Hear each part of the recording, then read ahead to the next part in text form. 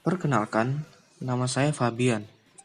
Kali ini saya akan membahas secara keseluruhan penelitian dan rancangan saya mengenai outdoor hybrid program di dalam sekolah. Dampak pandemi ini memberikan efek kepada personal space manusia yang membesar, sehingga kebutuhan ruang setiap manusia juga semakin meningkat.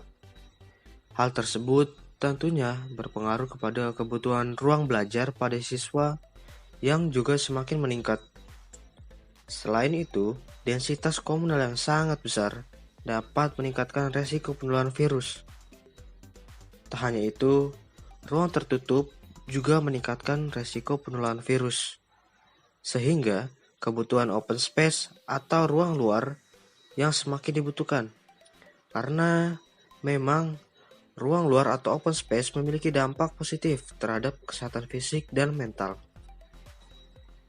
Oleh karena itu, saya mencoba memunculkan gagasan spekulatif berdasarkan permasalahan yang terjadi. Yang pertama, bagaimana ruang dalam sekolah mengalami pemrograman hybrid secara sistem, offline dan online, dan secara spasial yang berbicara mengenai ruang luar. Dan yang kedua, bagaimana jika ruang luar di dalam sekolah mengalami pemrograman hybrid? Gagasan spekulatif tersebut membawa saya kepada strategi dalam mendesain. Strategi yang pertama adalah dengan memanfaatkan ruang luar dengan memogram ruang luar tersebut sebagai ruang pembelajaran, ruang untuk kegiatan ibadah, dan ruang untuk sirkulasi manusia. Sehingga saya perlu membuat kualitas ruang tersebut sesuai dengan teori mengenai prinsip-prinsip desain ruang luar tersebut.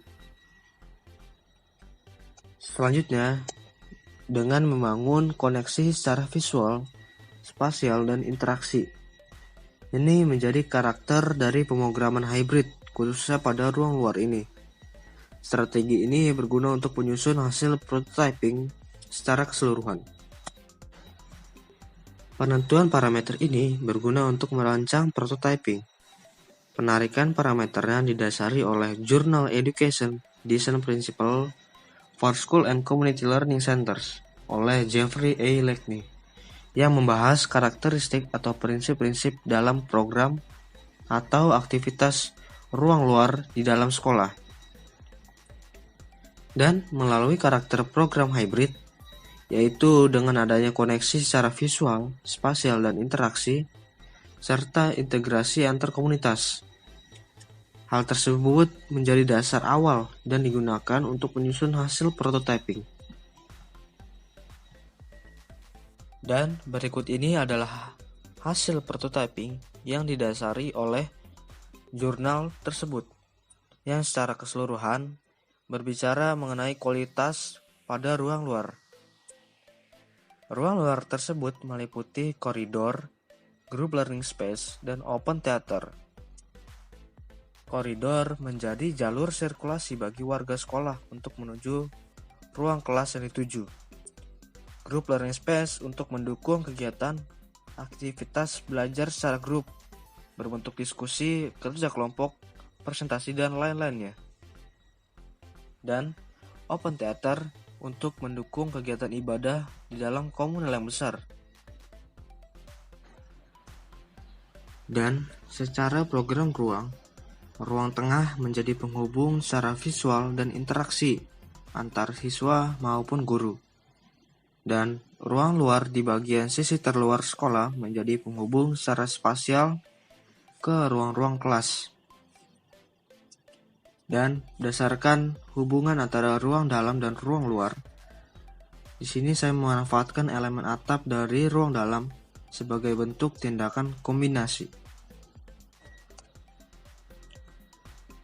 Kebutuhan akan ruang luar menjadi sebuah hal yang sangat penting, karena memang ruang luar memiliki banyak manfaat bagi kesehatan fisik dan mental.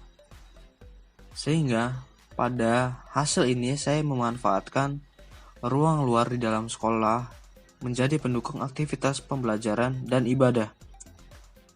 Strategi ini juga merespon akan masalah penyebaran virus dan kebutuhan akan ruang terbuka.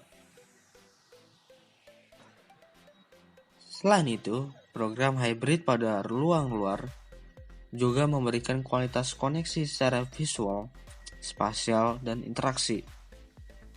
Ruang atap pada kelas juga dimanfaatkan atau dikombinasikan dengan kegiatan pembelajaran, bahkan mendukung kegiatan ibadah pada sekolah ini.